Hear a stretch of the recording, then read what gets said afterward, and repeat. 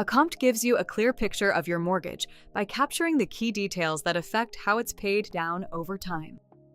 Mortgage tracking is included as part of debt, but it has its own dedicated tab in the debt settings. This is because mortgages have additional details that help the app track them more accurately. To add a mortgage, start by selecting the borrowers on the loan. Then enter the name of the lender, the original loan amount, the loan term, and the interest rate. You'll also need to indicate whether the rate is fixed or variable.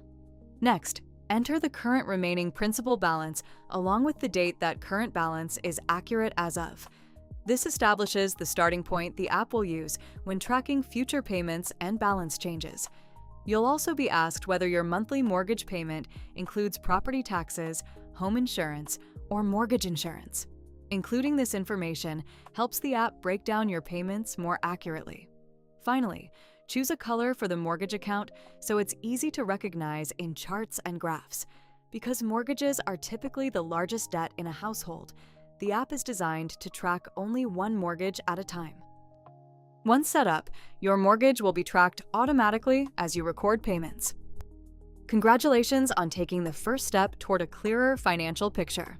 Welcome to Accompt.